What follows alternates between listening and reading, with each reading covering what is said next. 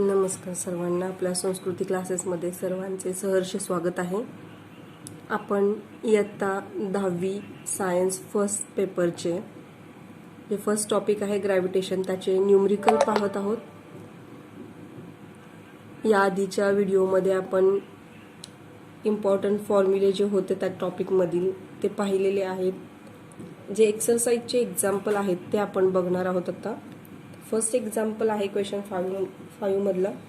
An object takes 5 seconds to reach the ground from a height of 5 meters on a planet.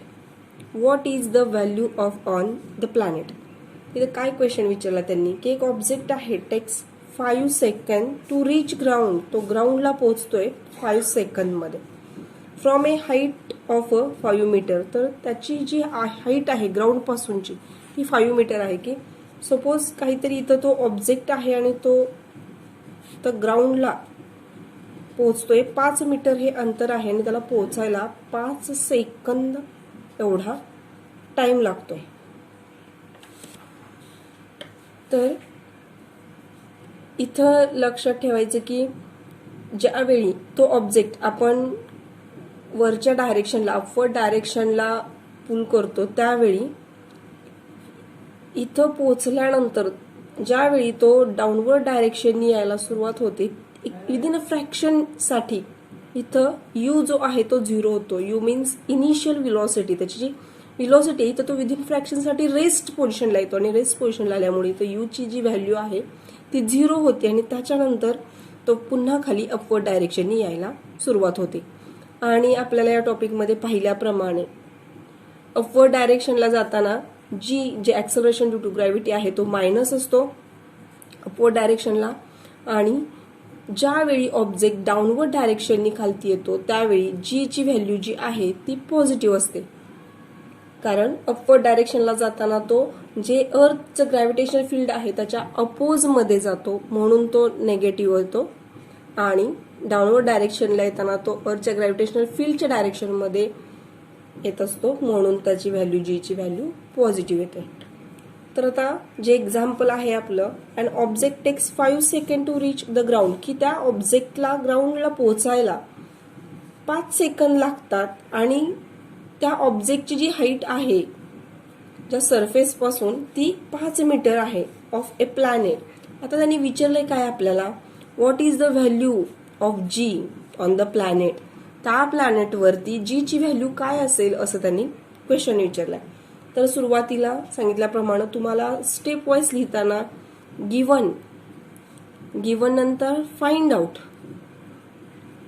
त्याच्यानंतर तुमचा जो formula असेल तो formula तुम्ही तिथं राईट डाऊन केला पाहिजे आणि त्यानंतर तुम्ही सोल्युशन लिहिणार. या 4 स्टेपमध्ये तुमचं गणित असायला पाहिजे.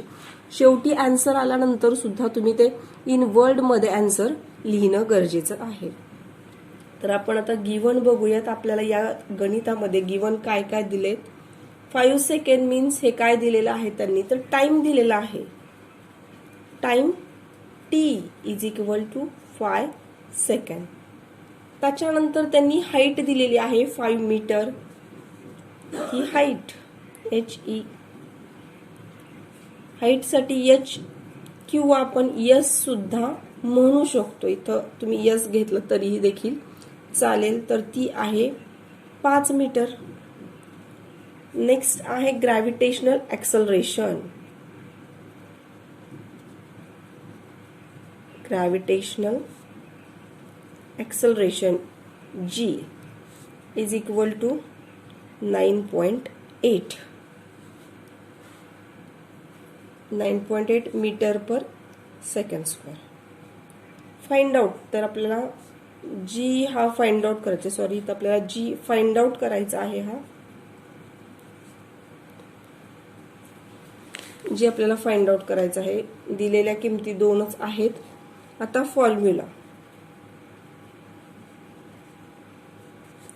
तर इथं आपण कोणता फॉर्म्युला यूज करू शकतो की ज्याच्यामध्ये हाईट म्हणजे झालेलं विस्थापन, डिस्प्लेसमेंट आणि टाइमचं जिथं रिलेशन येतं ते इक्वेशन आपण इथं यूज करणार आहोत. आपण कायनेमॅटिकल इक्वेशन 3 पाहिली, त्याच्यामध्ये जे पहिलं इक्वेशन पाहिलं तिथं व्हेलॉसिटी आणि टाइमचं रिलेशन होतं.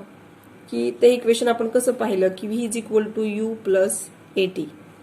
इथं व्हेलॉसिटी आणि टाइमचं रिलेशन होतं. त्याच्यानंतर जे दुसरं इक्वेशन आहे s is equal to u t plus 1/2 a t square.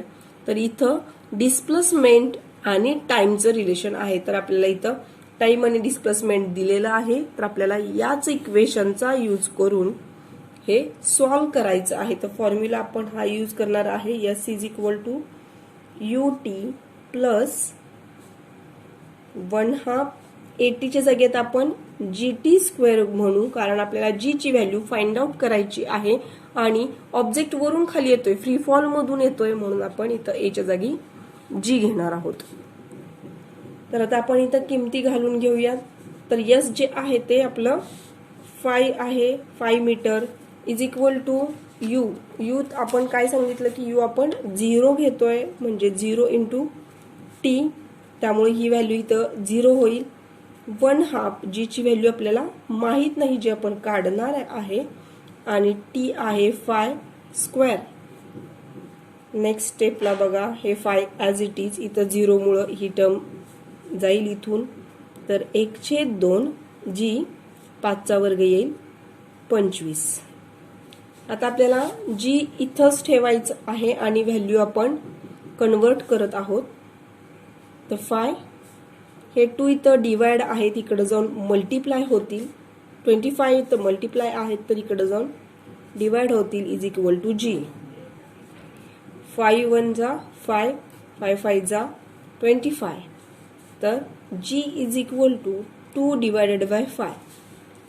तर याचा जर आपण भागाकार केला तर 5 एके 5, इथं भाग जात नाही, 0.20 तर 4, 5 4 जा 20, 0.4 metre per second square. This is the correct answer. तर आपल्याला ग्रॅव्हिटेशन काढायचं होतं, जीची व्हॅल्यू जी आहे त्या प्लॅनेटवरती ती काढायची होती, ती आलेली आहे 0.4 मीटर पर सेकंड स्क्वेअर. तर तुम्ही इथं लिहू शकता the gravitational acceleration, the gravitational acceleration of the planet is 0.4 metre per second square. तर हे झालं, हे गणित याच्या आधी बोर्डच्या एक्झामला विचारलेलं आहे. 2020 मध्ये 2 मार्क्ससाठी एक्झाम्पल विचारलेलं होतं. तर तुम्हाला या पद्धतीने हे सोडवायचं आहे. नेक्स्ट जे एक्झाम्पल आहे एक्सरसाइज मधलं, ते आपण लगेचच पाहू.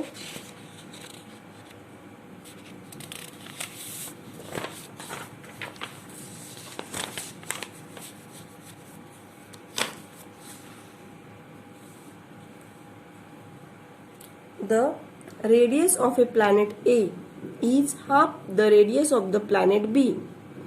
If the mass of A is ma, what must be the mass of the B, so that the value of G on B is half that, so its value on A.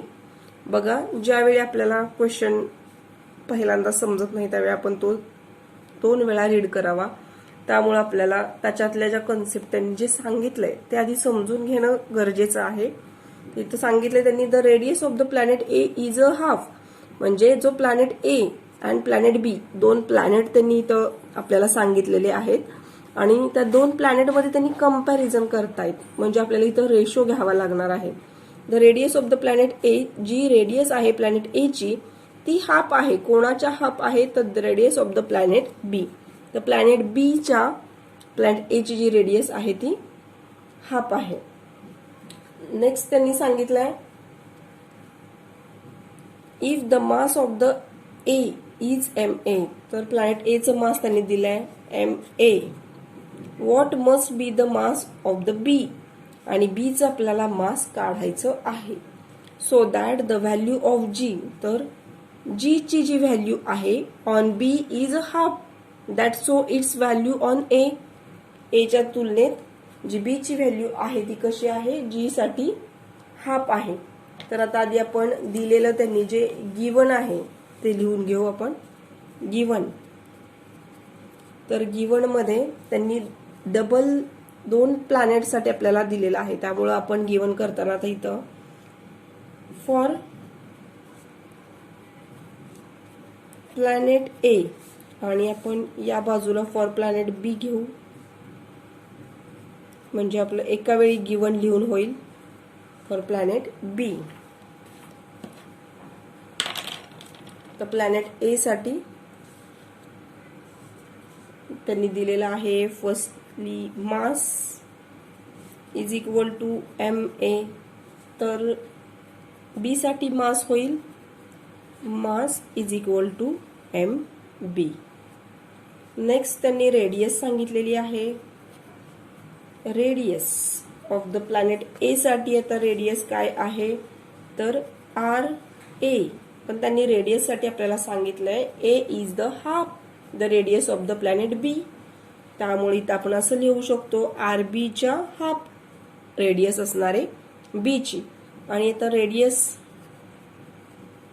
Of planet B, तर planet B साठी radius आहे r b, म्हणजे radius of the B. Third त्यांनी आपल्याला आणखीन काय दिलेलं आहे, acceleration due to gravity. acceleration due to gravity g is equal to ga आणि इथं असेल acceleration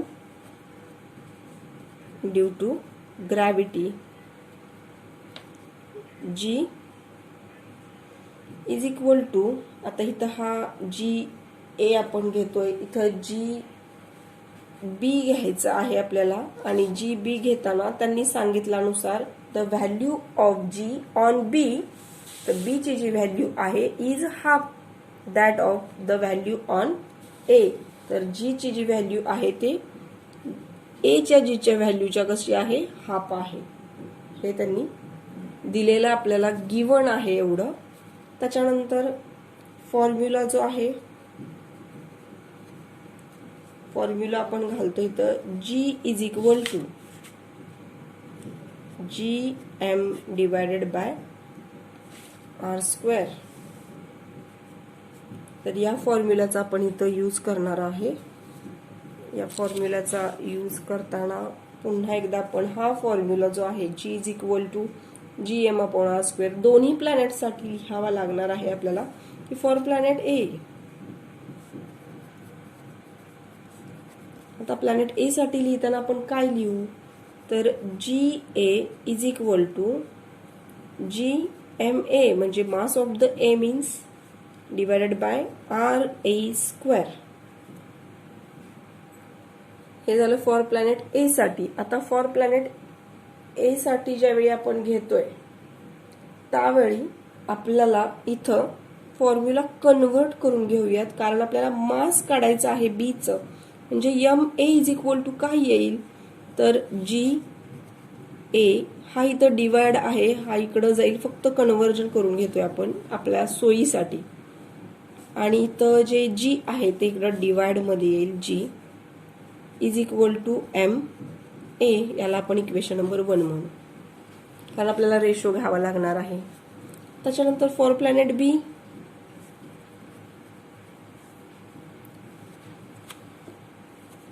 फॉर प्लॅनेट बी साठी सेम हाच फॉर्म्युला आपण घेतोय, g B is equal to GMB divided by RB square. तर इथं पण आपण आता कन्वर्जन करून घेऊ थोडंसं. MB इज इक्वल टू घेणार आहे आपण, तर हे इकडं येईल, therefore GB into RB square is equal to, हे जे G आहे ते इकडे येईल डिवाइड मध्ये G, आणि इथे येईल MB. इक्वेशन नंबर 2 घेऊ आपण याला.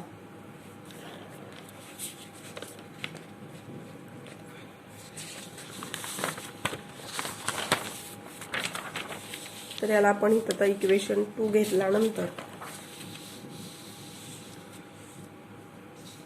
आपल्याला काय करायचं आहे, यांचा रेशो घ्यायचा आहे. आणि हा रेशो घेताना MA आणि MB आपण घेतलेला आहे. तर MA divided by MB is equal to MA साठी काय आलेलं आहे बघा, GA into RA square divided by G. तर यालाच आपण छेदामध्ये MB घेणार आहोत. GB into RB square divided by G. तर हे जे भागिले आहेत हे उलटून जर गुणिले केलेत आपण, एवढ्या सगळ्या स्टेप तुम्हाला बुकमध्ये दिलेल्या नाही आहेत. तर MA divided by MB is equal to GA into RA square divided by G. Multiply जर आपण केलं तर हे G वरती येईल, तर GB इंटू RB स्क्वेअर. तर इथं या G ला हा G कॅन्सल होईल. कॅन्सल झाल्यानंतर इथं हा जो GA आणि हा RA, तर RA साठीची जी व्हॅल्यू आहे ती आपण इथं पुट करणार आहोत. तर GA तसंच ठेवू आपण इंटू RA स्क्वेअर म्हणजे RB divided by 2 bracket square. पुन्हा एकदा मल्टिप्लिकेशन मध्ये 1 अपॉन GB. आता GB जो आहे तो काय येणार आहे, GA upon 2 into RB square. तर इथं आपल्याला आता काय मिळेल बघा, GA into RB square divided bye 4. हे जो 2 आहे त्याचा आपण स्क्वेअर करतोय, 4 येईल इंटू इथं जे 2 आहेत ते डिवाइड आहेत ते वरती जातील 2 GA इंटू RB स्क्वेअर. तर या RB स्क्वेअरला हा RB स्क्वेअर इथं कॅन्सल होईल. या GA ला सुद्धा हा GA कॅन्सल होईल. शिल्लक राहील 2 अपॉन 4. तर MA divided by MB is equal to 2 upon 4. 2 upon 4 means 1 upon 2. एक बेदुने 4 जर असं पण केलं तर 1 अपॉन 2 येईल. तर त्यांनी आपल्याला विचारले mass of the planet B. Therefore the mass of the planet B is equal to, हे जर इकडे घेतलं तर 2 इकडे येतील, तो होईल 2MA. This is the answer की mass of the planet is equal to twice the mass of the planet A. तर हेच काय असेल तुमचं आन्सर असेल. हेच तुम्ही खाली इन वर्ड मध्ये सुद्धा लिहिलं तरी चालेल. तर अशा प्रकारे आपल्याला हे जे एक्झाम्पल होतं, सेकंड एक्झाम्पल, ते 3 मार्क्ससाठीचं हे एक्झाम्पल होतं. तर रेशो घ्यायचा होता. तर जे राहिलेले आणखीन जे एक्झाम्पल आहे ते आपण नेक्स्ट व्हिडिओमध्ये कंटिन्यू करू.